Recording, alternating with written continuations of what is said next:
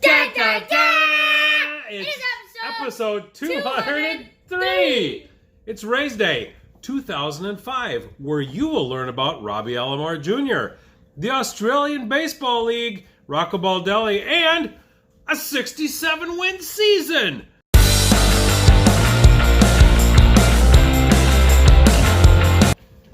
Well, hello everybody, I'm MP Fox, and like I said, we are going to learn about the 2005 Tampa Bay Devil Rays, and this is the year they started to be called Rays on a lot of their merchandise. Here's a picture of their 2004 team photo in the 2005 card for Topps.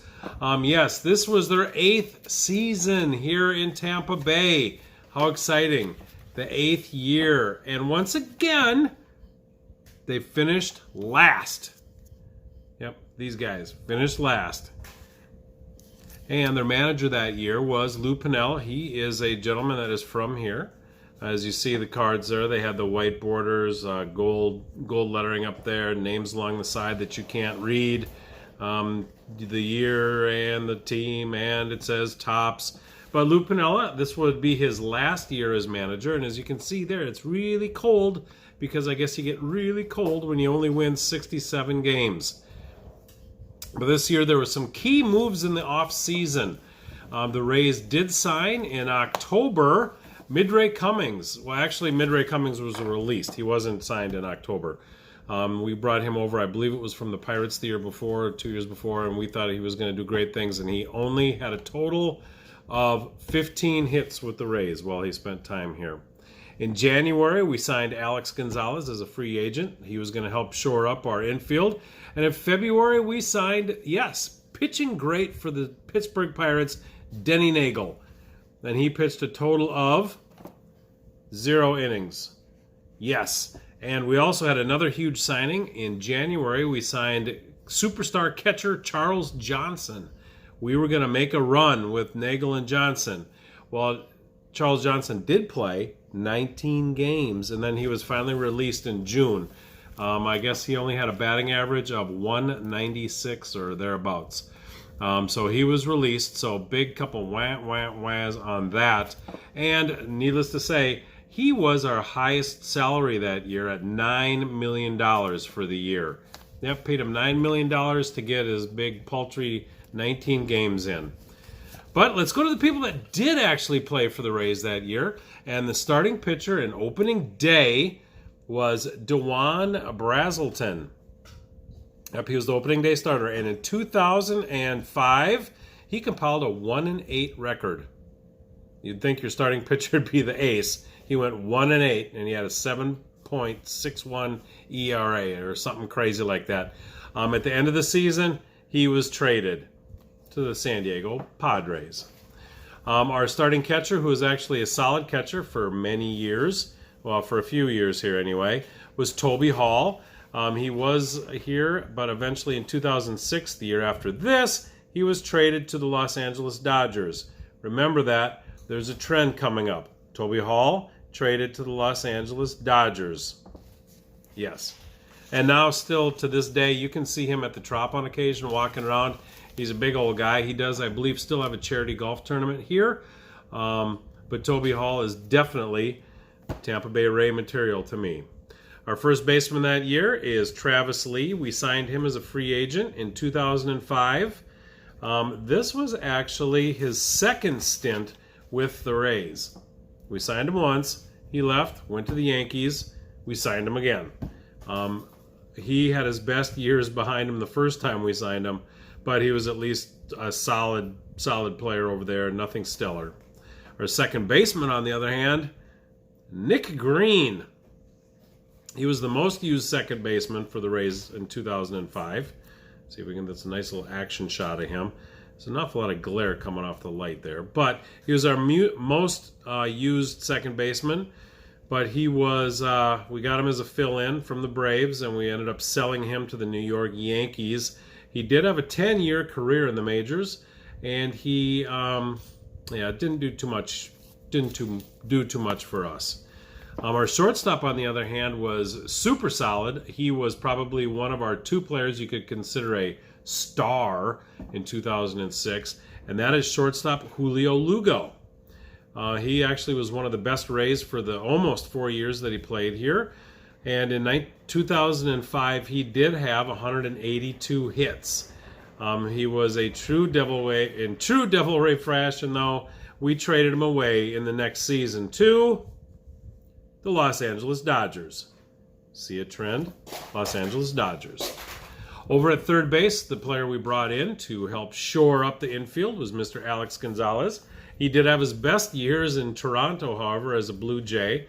And we wanted him to return to that level, but it never panned out. Like many things with the Rays in the early days, they didn't pan out. Something to do with our scouting or who we had employed bringing in players.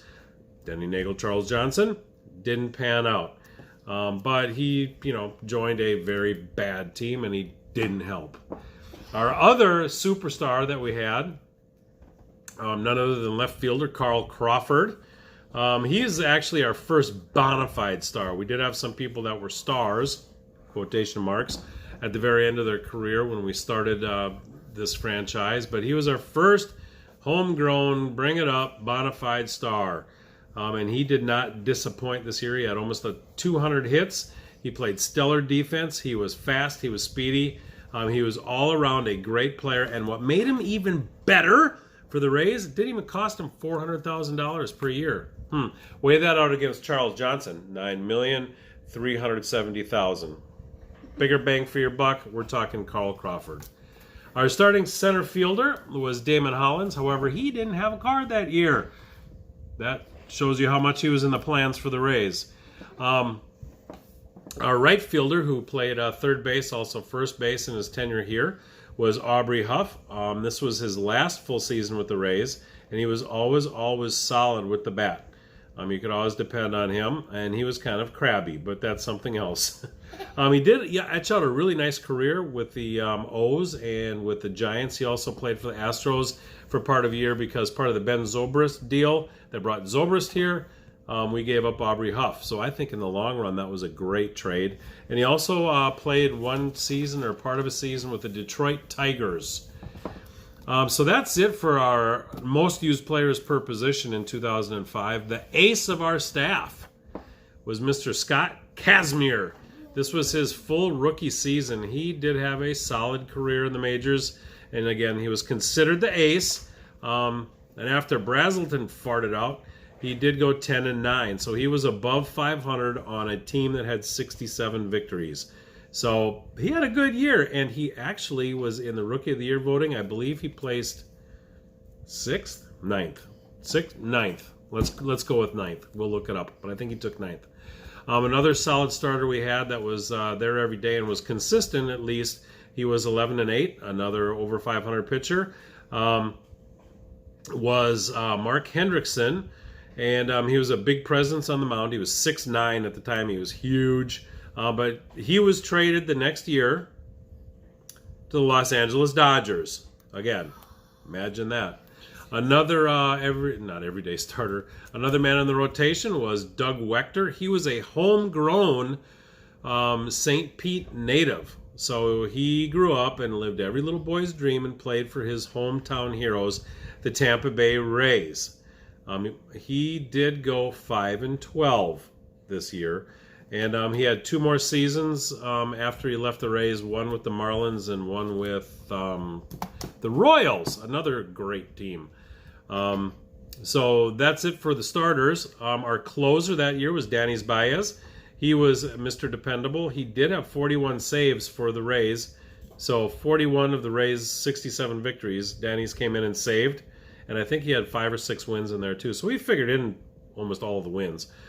He did play 2 years with us, and he was our number 1 closer, and I think if we would have been a better team, he would have racked up a whole lot better numbers. But he was traded the next year he was traded after the season to the Los Angeles Dodgers. So the 2006 Dodgers could have been called the Los Angeles Devil Rays for all I care. Another gentleman in the bullpen, he didn't pitch too much.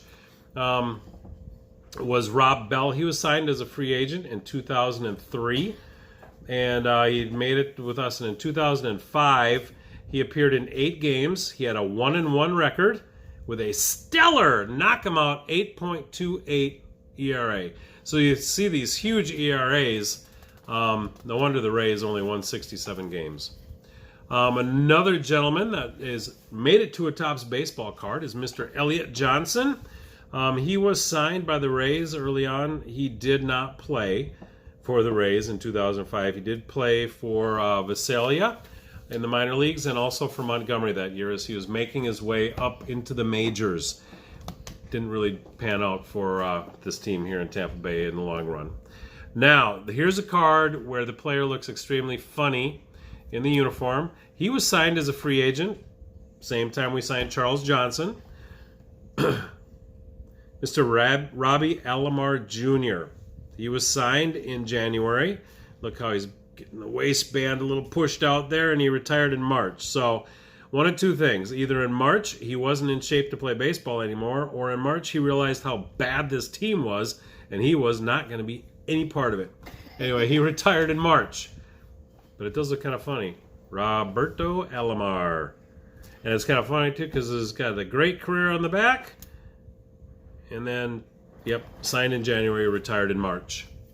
Next gentleman here, nice little card. Underneath the flat ball is now Manager of the Year for the Minnesota Twins, Rocco Baldelli. He had super stellar promise. Unfortunately, in 2005, he did not play. He did come down or have a rare metabolic muscular disorder, and it created a lot of soft tissue issues. He spent a lot of the rest of his career on the injured reserve with not only the Rays, but his other teams. I think he played for Boston and someone else. But he had to retire early, and in 2005, he did not play. Another player that made a card for Topps and the Rays is Chris Seddon, and he was a pitcher, and he did not pitch for the Rays. However, he was 10-10 this year in the minor and single and double A for the Rays. Another player who was short-served here is Jose Cruz Jr. Had a rocket out in the outfield, and when we did sign him, we were all excited here that we were getting him, along with Ben Grieve and a lot of other people that came through the swinging doors. But he was traded, not to the Dodgers, he was traded out west, however, to the Arizona Diamondbacks for Casey Fossum, and he was traded before the season started. Casey Fossum did end up in our rotation and had several decent years here in Tampa Bay. One of the prospect cards for this year is a gentleman by the name of James Hauser. Prospect card, see it says prospect on top as opposed to his name on top. He did not pitch for the Rays in 2005. He was a second-round draft choice in 2003, and in 2005 he pitched for the Class A minor league team for the Rays. And in 2010 he made his major league debut, so 5 years after this, with the Florida Marlins, where he pitched 1 1/3 inning, gave up 3 runs, and had an ERA over 20. He would have fit right into this pitching staff this year, 2005. Another gentleman with a card, it's a draft pick card. It's Jeff Neiman, who did have a 5-year pitching career. Actually, his entire major leagues were spent, and we'll talk to him. We'll talk about him later on in years. But he spent in Class A and Class AA in 2005 with the Rays. Now someone we've all seen, but he did not play in 2005 in the big leagues, and that's B.J. Melvin Upton. Here's a picture of him where he's known as B.J. Later he changed his name back to Melvin, and then he went back to B.J., and I think he's Melvin Upton Jr. now, not really sure. But after his breakout year in 2004, he got sent down to the minors in 2005, where he spent all of 2005, part of 2006, before he came to the big club and stuck on there. But in 2005, with the Durham Bulls, he did collect 164 hits and batted .303 and showed his future as a decent ball player. There's 2 other cards that are part of the Topps 2005 set, and they are the 2005 Futures All-Star cards. In the All-Star game, there's always the Futures game, and the Tampa Bay Rays did have 2 players from their minor leagues that made the Futures All-Stars, and one of them we just saw, And here's his card there. It's BJ Upton, and there's a Futures All-Star, and there's his regular card that made the set. And the other one is Delman Young. We all know him. Played here, played with the Tigers, played with the Twins, bounced around a little bit. And in 2020, he played for the Melbourne Aces in Australia. This is the second time he played for the Aces. He played there 3 years ago, I believe. And then he went and played in the Mexican League. And this past year, he played again for the Aces, where he led the team with a .345 batting average, 13 home runs, 51 hits, led them in every hitting category. So there you have it. That is a quick 15-minute look at your 2005 Rays. Until next time, I'm MP Fox. Peace. What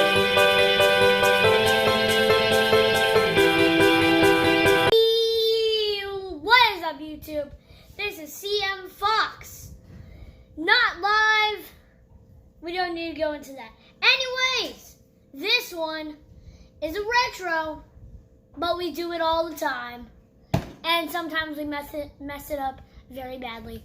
Pack War, but we're using these. These were on clearance like 2 years ago or something. I don't know.